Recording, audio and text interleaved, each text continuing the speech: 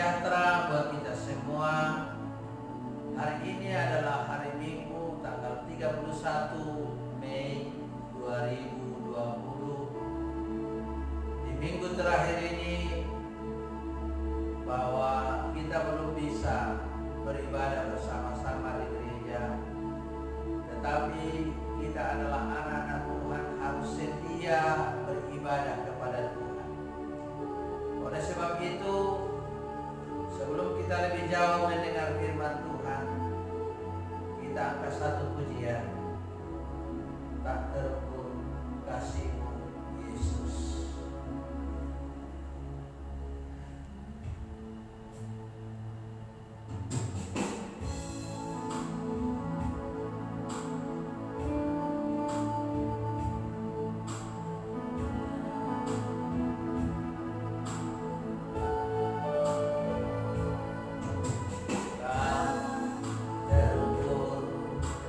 Kasih-Mu Yesus,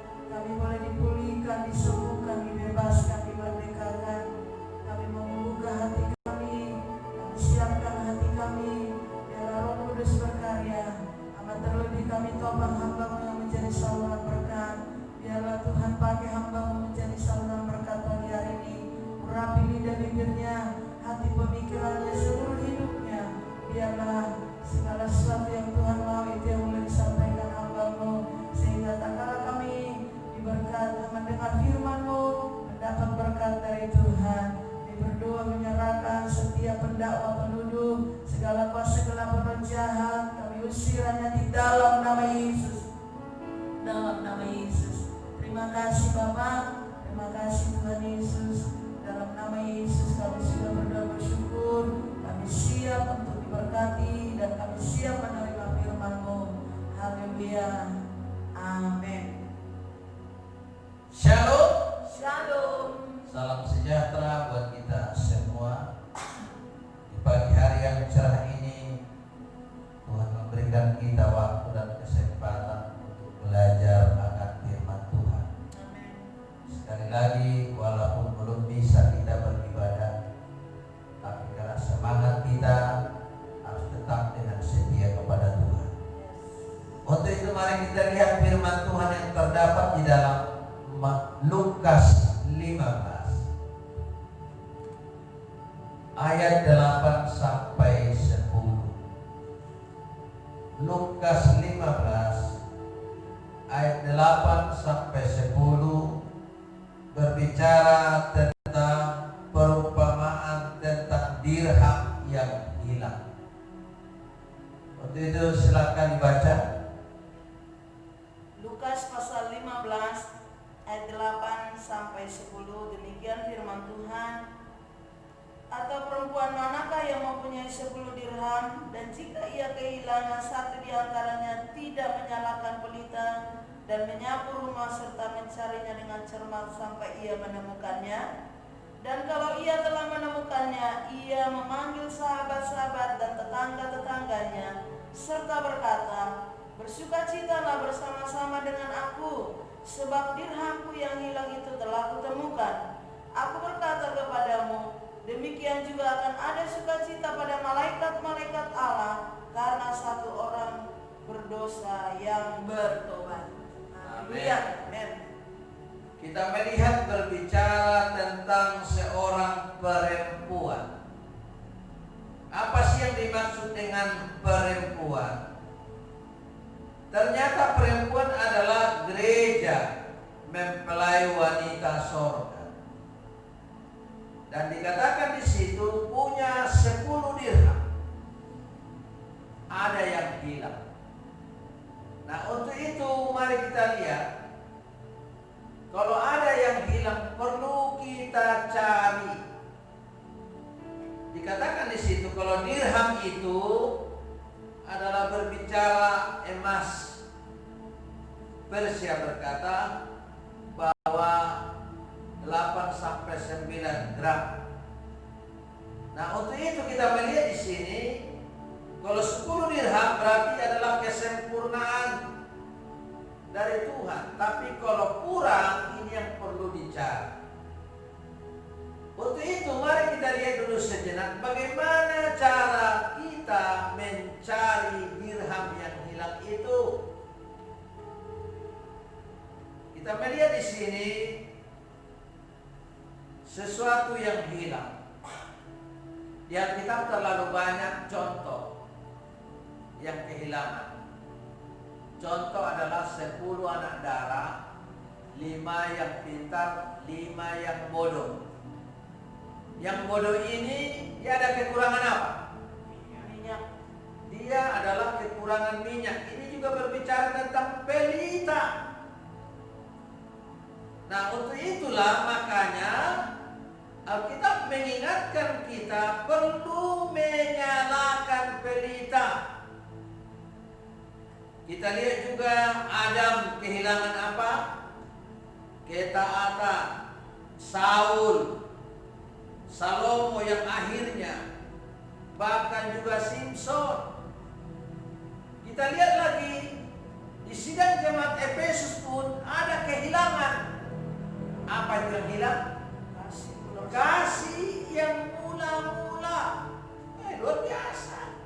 Kasih mula-mula sehingga hilang sukacita dan kesabaran. Nah, bahkan ada banyak orang kehilangan tentang kesucian. Hari ini Tuhan memperingatkan kita bagaimana cara untuk kita boleh mendapat kembali dirham-dirham yang hilang itu. Tadi salah satu contoh berbicara tentang pelita minyak yang tidak ada. Bahkan Efesus kehilangan kasih mula-mula. Mari kita lihat dengan sejenak di dalam ayat 8, tolong baca ulang. Ayat 8 dari Lukas 15 tadi. Ya. Lukas 15 ayat 8. Atau perempuan manakah yang mempunyai 10 dirham, dan jika ia kehilangan satu di antaranya, tidak menyalakan pelita dan menyapu rumah serta mencarinya dengan cermat sampai ia menemukannya? Nah, ini firman Tuhan katakan tadi bahwa wanita adalah gereja, mempelai wanita sorga. Dikatakan kalau dia kehilangan, dibilang perempuan manakah yang tidak menyalakan pelita, mencari yang hilang itu. Poin pertama di sini adalah menyalakan pelita. Bagaimanapun keadaannya, semua orang harus mencari dengan menyalakan pelita dulu. Karena itu gelap, tidak kelihatan apa-apa. Harus dinyalakan pelita. Apa maksudnya ini?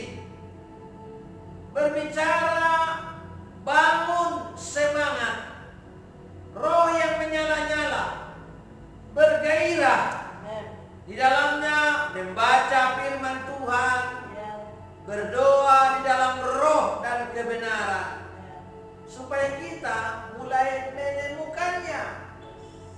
Ingat sekali lagi, tidak ada yang lain selain menyalakan pelita dulu, supaya terang yang dicarinya itu. Makanya di sini luar biasa. Sekali lagi, tidak bisa tidak, kita harus bergairah, bersemangat dengan roh menyala-nyala. Dalam hal apa?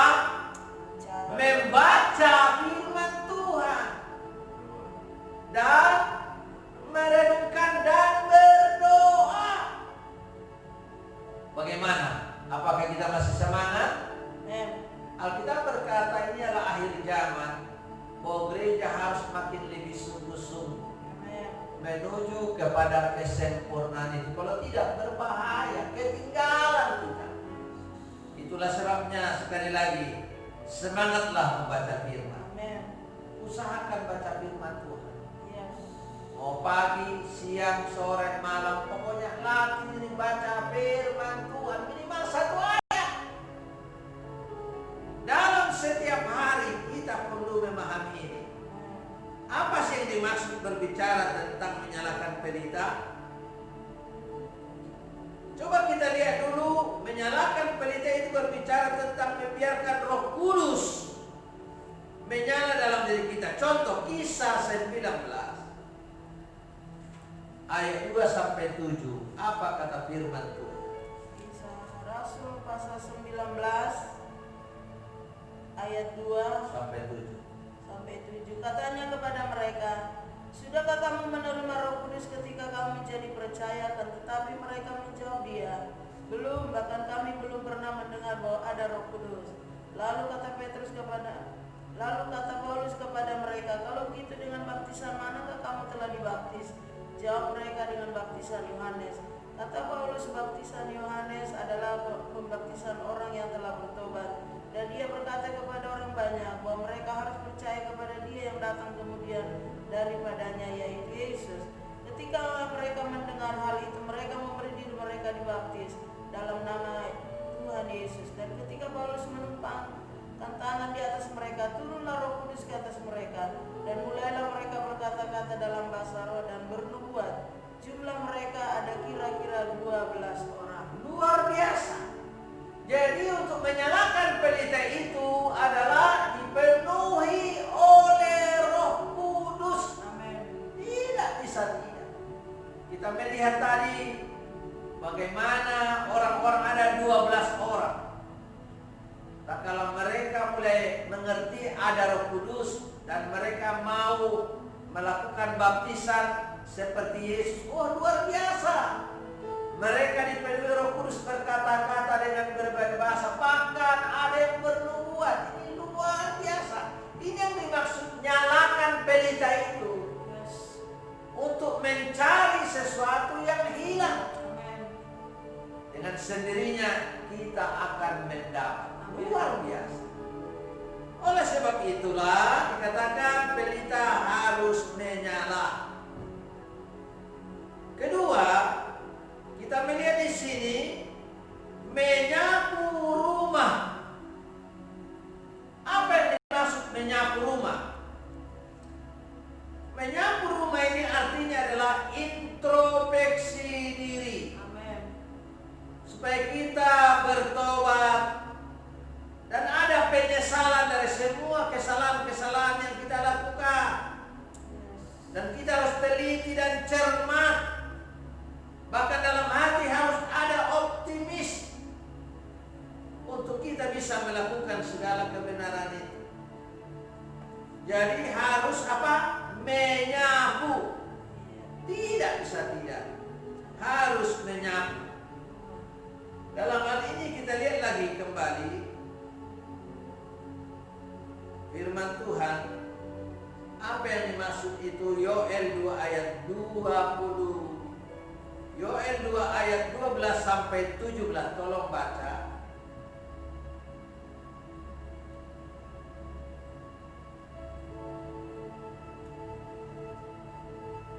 Ya. Yoel 2 ayat 12 sampai 17, perhatikan baik-baik. Seruan untuk bertobat. Tetapi sekarang juga demikianlah firman Tuhan, berbaliklah kepadaku dengan segenap hatimu dan dengan berpuasa, dengan menangis dan dengan mengadu. Koyakkanlah hatimu dan jangan pakaianmu. Berbaliklah kepada Tuhan Allahmu, sebab Ia pengasih dan penyayang, panjang sabar dan berlimpah kasih setia, dan Ia menyesal karena hukumannya. Siapa tahu mungkin Ia mau berbalik dan menyesal, dan ditinggalkannya berkat menjadi korban sajian dan korban curahan bagi Tuhan Allahmu.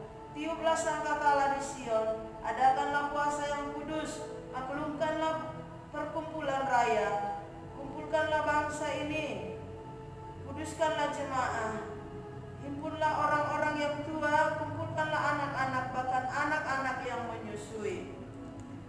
Baiklah pengantin laki-laki keluar dari kamarnya dan pengantin perempuan dari kamar tidurnya. Baiklah para imam, pelayan-pelayan Tuhan menangis di antara balai depan dan mesbah dan berkata, sayangilah ya Tuhan umat-Mu, dan janganlah biarkan milikmu sendiri menjadi celah, sehingga bangsa-bangsa menyindir kepada mereka. Mengapa orang berkata di antara bangsa, di mana Allah mereka? Luar biasa. Inilah yang berbicara tentang menyapu rumah. Perlu ada introspeksi diri, ada pertobatan, bahkan ada penyesalan. Kita perlu teliti dan cermat, optimis untuk kita mulai melakukan pertobatan yang sejati. Amin. Nah, oleh sebab itu firman ini diingatkan kepada kita semua, supaya kita betul-betul menyapu rumah kita dengan bersih. Sesudah itu, maka Alkitab berkata apa? Mendapat apa yang kita dapat? Sesuatu yang hilang yang kita cari tadi. Apakah itu tentang kasih? Apakah itu tentang apa tadi? Dirham yang hilang. Kita mendapat biasanya apa? Orang kalau sudah mendapat dirham itu sama dengan apa? Bersuka cita. Mengajak teman-teman yang lain boleh bersuka cita karena dirham itu sudah didapatinya. Luar biasa. Kita lihat dulu sejenak bagaimana janda yang kehilangan dia mendapat sesuatu. Lukas 18 ayat 5 sampai 8. Perhatikan baik-baik.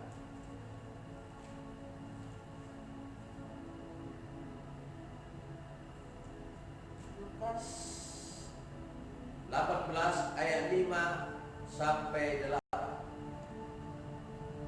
Ayat 5, namun karena janda ini menyusahkan aku, baiklah aku membenarkan dia supaya jangan terus saja ia datang dan akhirnya menyerang aku. Kata Tuhan, camkanlah apa yang dikatakan hakim yang lalim itu. Tidakkah Allah akan membenarkan orang-orang pilihannya yang siang malam berseru kepadanya? Dan adakah ia mengulur-ulur waktu sebelum menolong mereka? Aku berkata kepadamu, ia akan segera membenarkan mereka. Akan tetapi, jika anak manusia itu datang, adakah ia mendapati iman di bumi? Luar biasa. Ada hakim yang lalim, yang tidak mau tahu tentang kebenaran. Tetapi ada seorang janda, dia mengurus urusannya kepada hakim ini. Secara manusia mana mungkin. Tapi kenyataannya Yesus sendiri sudah berkata bahwa oleh sikap hati janda ini yang tidak henti-henti, hakim itu pun mengambil keputusan, sini aku beresin persoalanmu daripada engkau selalu datang kepadaku dan menyusahkan aku. Artinya di situ kita harus tetap setia mencari sampai dapat. Jangan berhenti di dalam kita mengiring Tuhan, apalagi menuju kepada kesempurnaan. Jangan ada yang berhenti, jangan ada yang malas, jangan ada yang sombong. Tapi kita mulai dengan rendah hati mencari Tuhan, mencari kasih-Nya, mencari kebenarannya, supaya kita diperlengkapi utuh 10 dirham itu. Sebagaimana wanita tadi, tak kala mendapatkannya, diundang teman-teman yang lain. Mereka boleh bersuka cita karena mereka mendapat itu dirham yang hilang itu. Demikian juga di dalam seluruh kehidupan kita. Sekali lagi, jangan berhenti. Tetaplah setia berdoa. Haleluya. Setialah beribadah kepada Tuhan. Walaupun berumah tangga. Karena lingkup ibadah itu dimulai dari 2-3 orang. Bukan 50 atau 100. 2-3 orang. Kalau begitu, semua kita keluarga lebih dari 2. Amin. Dan andai kata pun 2, udah cukup. Apalagi kita lebih dari itu, kita sudah layak menerima dan mendengar kebenaran firman Tuhan. Untuk itu sekali lagi, lewat minggu terakhir ini, mari kita semangat di dalam Tuhan. Jangan sampai kendor dan mencari yang hilang sampai mendapat. Pasti kita bersuka cita di dalam. Dan nama Tuhan dipuji-puji, dimuliakan. Untuk itu, mari saudara-saudara semangatlah di dalam Tuhan. Amin. Dan firman Tuhan saya tidak panjang lebarkan, tapi mari kita akan datang kepada Tuhan dan kita akan masuk di dalam doa.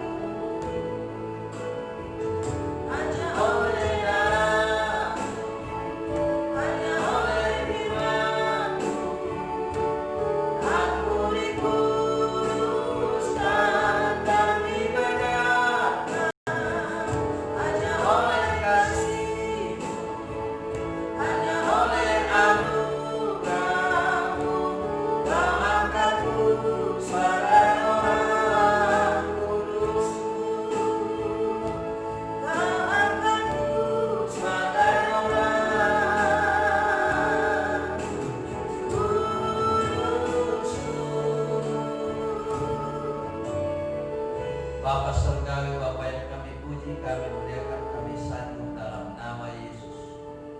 Segala puji-pujian, kehormatan, kemuliaan, penyanjungan bagi Yesus Kristus kami kembalikan. Tuhan baik, nyata hadir di tengah-tengah kami dan telah melawat kami lewat kebenaran firman Tuhan, supaya kami mencari ada hal-hal yang hilang dan sampai kami temui dan dapatkannya dengan sukacita. Untuk itu meteraikanlah firman-Mu di dalam roh hati kami, ajari kami terus setia mencari hadirat-Mu ya Tuhan. Memberkati segala usaha dan pekerjaan anak-anak-Mu. Lawat mereka ya Bapa, baik kaum Bapa. Tuhan memberkati, menjadi contoh dan teladan dalam segala hal. Demikian kaum ibu menjadi wanita bijak.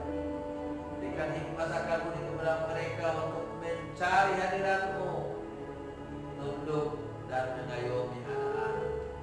Bahkan semua anak-anak kami serahkan ke dalam tangan-Mu, mulai dari kecil yang besar dan dewasa. Tuhan tolong campur tangan dan memberkati, sehingga semua kami bergairah di dalam Engkau ya Tuhan. Dan puji-puji Bapa kekal selamanya segala usaha dan pekerjaan anak-anak Tuhan lawat.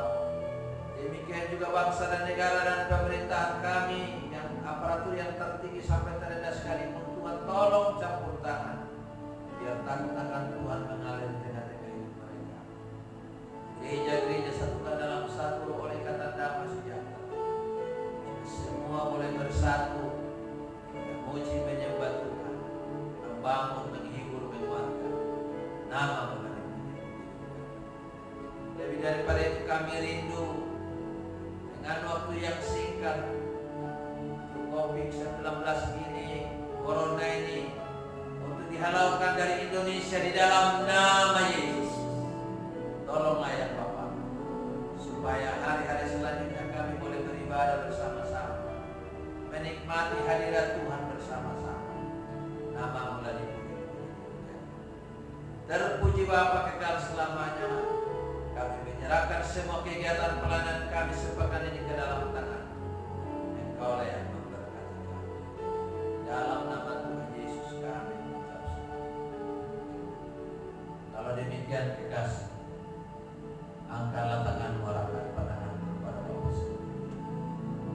Terimalah berkat damai sejahtera Allah Bapa, cinta kasih sayang yang agung dari Yesus Kristus Gembala yang sempurna, pengantaran, penghiburan, persekutuan dalam Roh Kudus tetap menyertai kita mulai hari ini sampai Maranatha. Dalam nama Bapa, Putra dan Roh Kudus, dalam nama Tuhan Yesus Kristus kami mengucap syukur, kami terima berkat-Mu, dan kami tutup ibadah kami siang ini. Haleluya, sambil percaya berkata amin. Tuhan memberkati kita semua.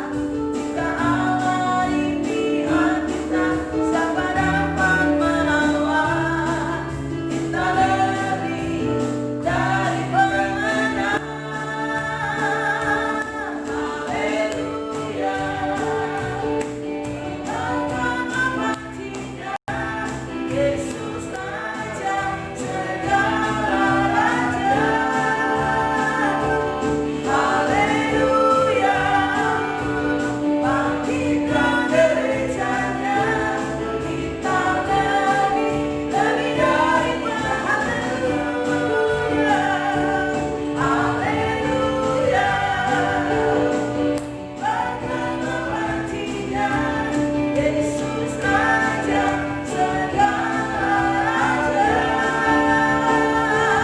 Haleluya. Kita gerejanya, kita lebih dari pemenang. Saya lebih dari pemenang. Kamu lebih dari pemenang.